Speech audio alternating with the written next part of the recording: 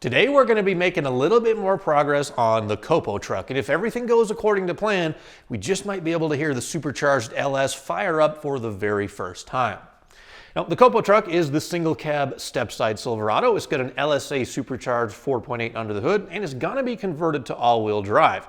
And recently we've been spending most of our efforts just trying to get the Supercharger installed. Now, this is an LSA kit from Boost District, and we've got most of the major parts mounted up. The LSA is permanently installed, the belt drive is in place and ready to spin, and the fuel system has been sealed up, but we haven't turned the key yet because there are quite a few wiring connections that we have to make. So today, that's what I'm going to focus on. We got to connect up things like the injectors and the throttle body and maybe rearrange a few things just to make room for the differently shaped intake manifold, which is now a supercharger instead of an intake. So today, we're going to be focusing on wiring, and I get to be an electrician. So before we get to the main action of today's video, there's something I want to get off my chest and talk to you guys about something I've been suffering with for a little while now. I've done my best to conceal it, but if you've watched any of my videos, you've probably noticed by now, I'm starting to lose my hair. Now, my only consolation is the fact that I'm not alone, because by the time they turn 35, 2 out of 3 guys are going to experience some sort of male pattern baldness. But I got lucky and I beat the odds because I started losing my hair when I was in my mid-20s. Now, the sponsor of today's video is Keeps, and if I would have known about them a couple of years ago, there's a pretty good chance that I could have avoided my receding hairline. So if you don't want your hair to look like this, do yourself a favor and pay attention. Keeps is a subscription service that delivers clinically proven treatments that combat hair loss straight to your front door, and it costs about half of what you'd expect to pay at the pharmacy. Because everyone is different, all of their treatment plans are personalized by a doctor. So whether you're trying to prevent hair loss or stimulate hair growth, Keeps has a routine that will work for you. The best part is, to get started, you don't even have to leave your house, and if you subscribe to Keeps, you'll never run low on the treatment. And most people notice results after only 6 months. So the way I see it, it's pretty simple, guys. If you want to stop your hair loss, all you've got to do is visit keeps.com/LawrenceLT and you'll get 50% off your first order, which is a little bit ironic considering that's approximately how much hair I have left. That is keeps.com/LawrenceLT, and I've even made it simple for you, and I've included a link down in the description below this video. Whenever you buy the Boost District LSA Supercharger kit, you also get the complete set of wiring to make for a plug-and-play installation.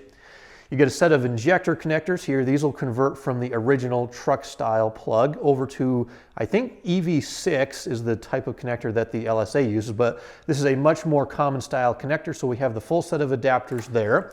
We have an extension for the inlet air temp sensor, so that'll make life a little bit easier because normally the mass airflow sensor also provides the temperature for the air that's going into the engine. But because we have a supercharger, we actually have to record that temperature after the intercooler. So the sensor's already in the lid, but we have to have a longer plug to connect everything up.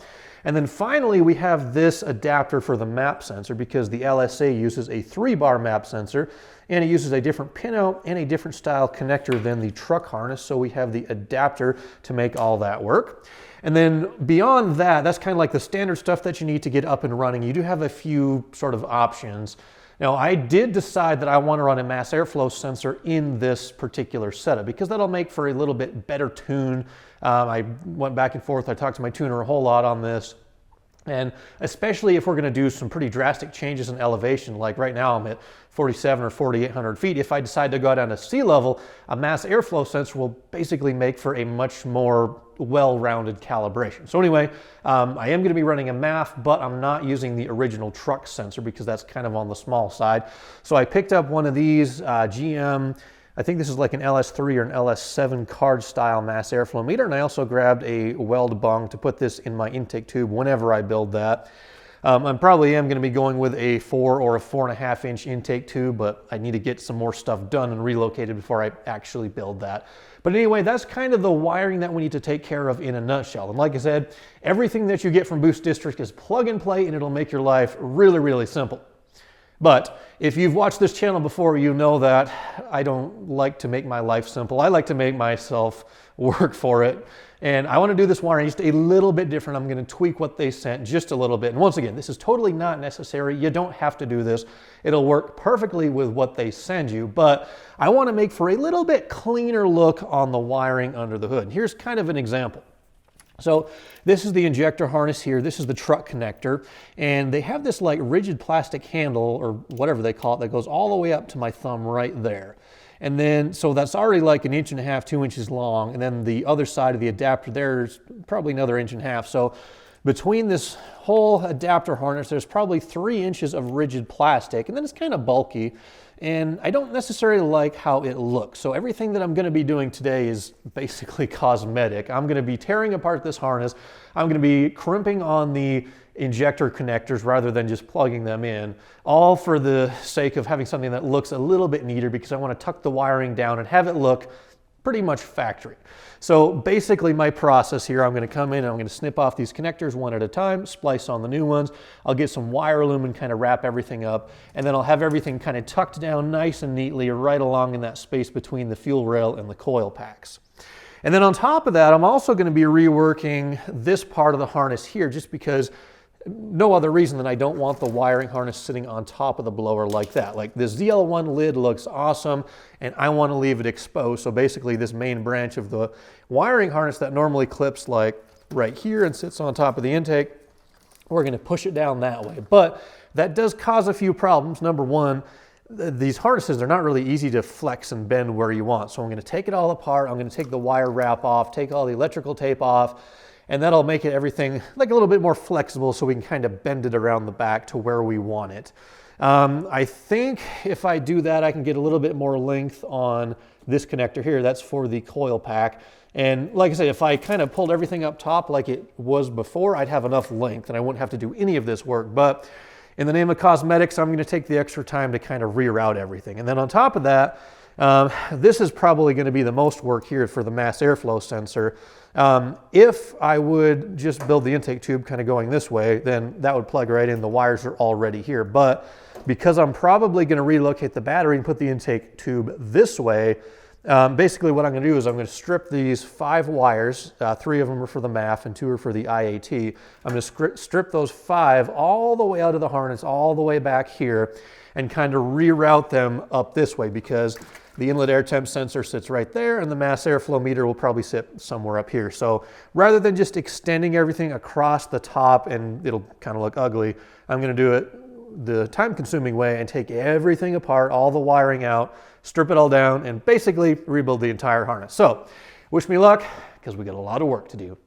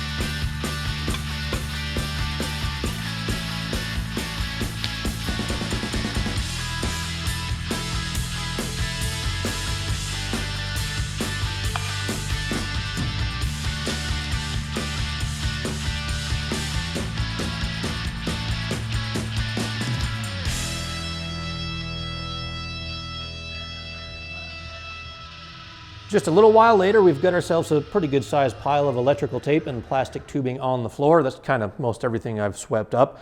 And then under the hood, we've got a bunch of colorful spaghetti, which is definitely not something that you want to see when you come to look at a project. But there's something that I chose to do, and I kind of wanted to take a quick second and sort of remind you that if you do buy a Boost District Supercharger kit, this is not a required step. In fact, I would probably suggest you do not attempt this and just use the plug-and-play adapters that they give you. But I'm a little bit stubborn, and that's kind of my decision. But there is a little bit of a risk, like if you don't know what you're doing and if you cut apart your wiring harness like I've done, you accidentally nick a wire here and there and then you tape it all back together.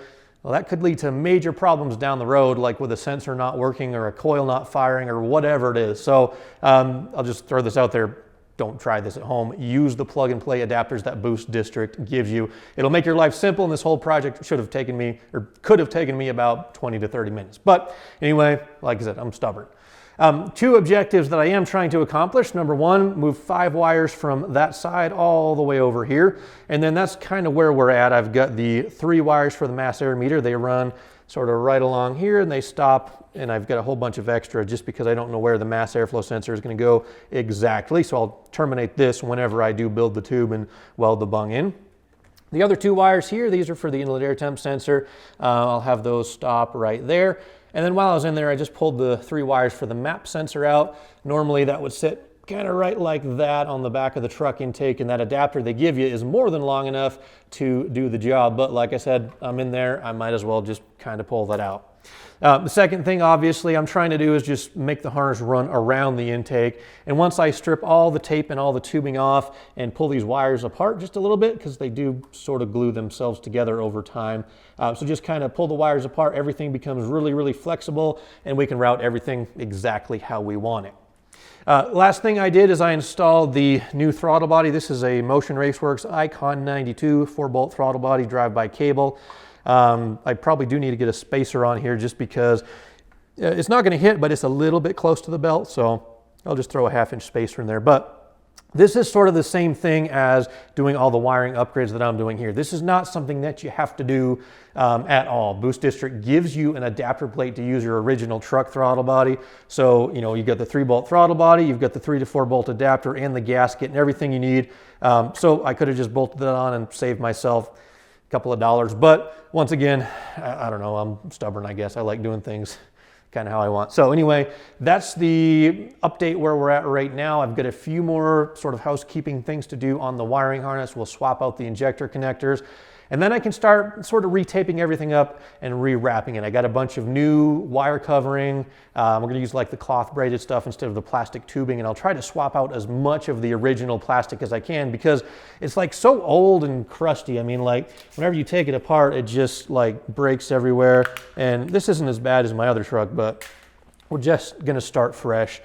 And the only thing that I messed up on is I forgot to order the input speed sensor harness for the 4L80 because whenever you do the 4L60 to 80 swap that we're going to be doing shortly, you do have to add 2 more wires from the transmission to the computer. And this would have been the perfect chance to like tuck everything in the same branch of the harness. So probably what I'll do is as soon as I get it, I'll just leave this one branch of the harness there that goes to the transmission exposed, and then I'll sort of bundle that all together when I get the harness. But we can at least move on and get the rest of the injector connectors hooked up and finish up the wiring.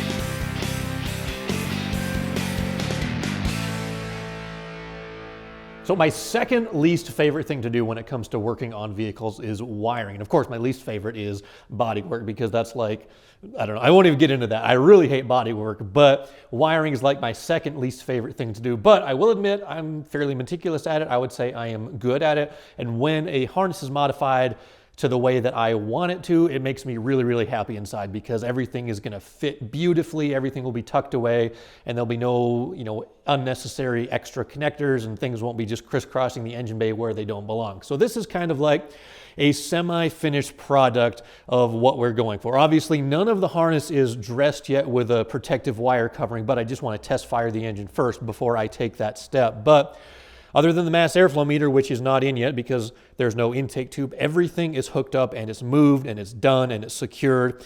We just got a couple main branches. One comes up front here for the throttle body and the alternator and the mass airflow meter. We have one branch that comes off to the side for the inlet air temp, for the map sensor, and for the coils on the driver's side of the engine. We have a third branch. It all kind of looks like it's mushed together, but we have a third branch that's just for the injectors on this side. By the way, I just did test the fuel system, and we are holding pressure, so no leaks, which is also a good thing. We got the main branch of the harness going back behind the supercharger, which you can see some blue masking tape on there, just kind of temporarily holding everything together. So the top of the lid of the supercharger is going to be completely exposed, and I might even be able to put one of those red ZL1 Camaro plastic things on there. Not sure yet, but the passenger side injector harness is done, just kind of tucked down there nicely. And once again, this will all be wrapped with some protective wire loom. And I'll show you, I ordered a bunch of this stuff from Amazon for several different projects, but it's kind of like this plastic braided stuff. I like this a little bit better than the plastic corrugated tube. It's a little more flexible, and I think it looks nicer. And I grabbed a whole bunch of it. So we've got some 1/8" stuff, for the teeny tiny, like just where there's 2 wires on an injector plug. I got 2 spools of that. We got 3/8, we've got half. I've even got some 3/4, and I might even have to order some bigger stuff, like 1 1/4" for that one big fat branch of the harness. But that's what I'll use to cover everything up, and I'm probably going to replace as much of the plastic tubing that was on there from the factory as possible, so it all looks exactly the same. This is a butt connector kit I got from Amazon. I thought this would go small enough because it said it goes down to 18 to 22 gauge, but these weren't quite small enough, so I ordered another one. And this is what I used exclusively, and that's the part number. And of course, because these are uninsulated, you got to put heat shrink on there. So I did order just a roll of generic heat shrink, 1/8". And I'll put all the links in the description below for all this stuff that I bought for wiring. And it's, 50 feet of heat shrink, that should last me kind of a lifetime, but it lets me put nice long sections over the crimps that just kind of help stabilize the harness and everything. So anyway, we are now ready to test fire the engine. I got a flash in the tune, and I'll overview really quickly what I have changed in the tune. We made we offset for the larger injectors, and then I did convert to a 3-bar operating system. So we have to do a right entire, and I'll go over probably most of the tuning steps in a future video, but just kind of know that we did make changes for injectors. The map sensor has a 3-bar OS in there, and I don't know, a few other odds and ends, but this should just at least let the engine fire up and kind of idle, and then we can move on with the harness.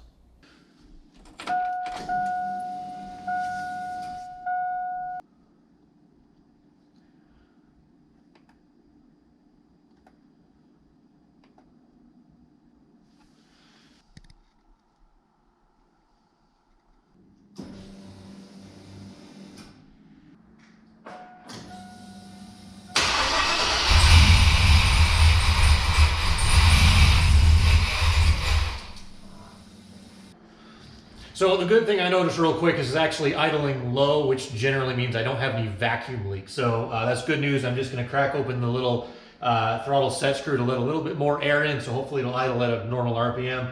Then we'll go from there.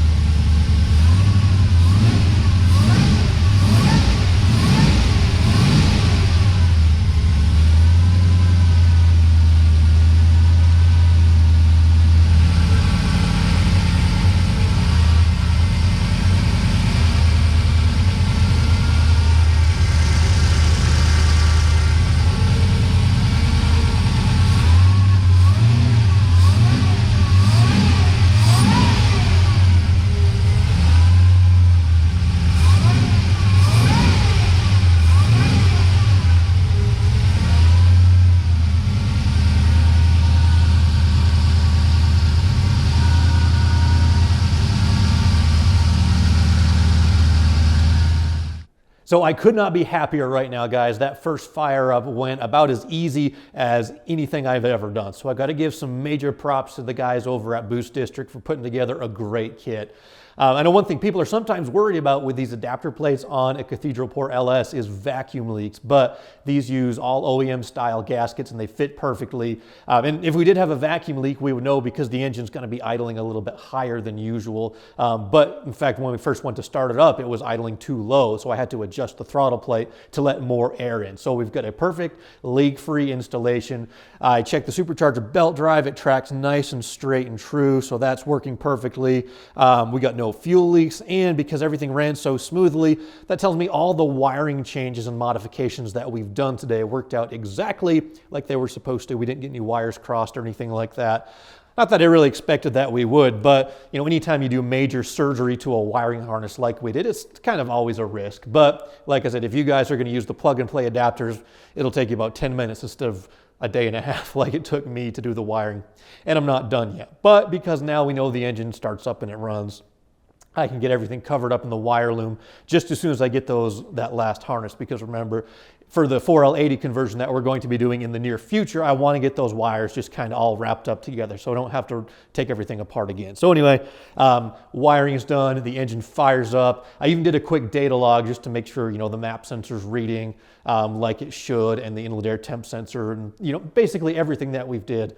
I verified that it works. I even blipped the throttle a couple of times. The blower makes a really, really cool whining sound, and I even got up to like 115 or 120 kPa just on a quick throttle crack. And that might be like, I don't know, like 2 or 3 pounds of boost just kind of with a quick blip. So I cannot wait to drive this 4.8 with a Roots blower on there because it's going to be instant torque, especially with those 430 gears that are in it. So yeah, really, really pumped right now, guys. But that is going to bring this video to a close. So I got to say thank you for watching. Do me a favor, click the like button and subscribe to the channel so we can reach 100,000 subs. I've got a merch website if you want to support the channel further than that, tolmanperformance.com. We've got some t-shirts and hats and hoodies and a few other odds and ends. We've had the website up and running for about a year, but I never mention anything about it, but it's there if you care to check it out. I'll put the links down in the description. And if you guys are looking for anything supercharger related, whether that's an LSA blower or you know, a 2650 or something for like an LT4 or an LT5, check out the guys at Boost District. They help this channel out in a major way. So I got to say thank you to the guys over there. And like I said, if you're looking for anything supercharger related for an LS or an LT powered, pretty much GM anything, check those guys out. Their link is also in the description. Thank you guys for watching. I'll catch you again soon.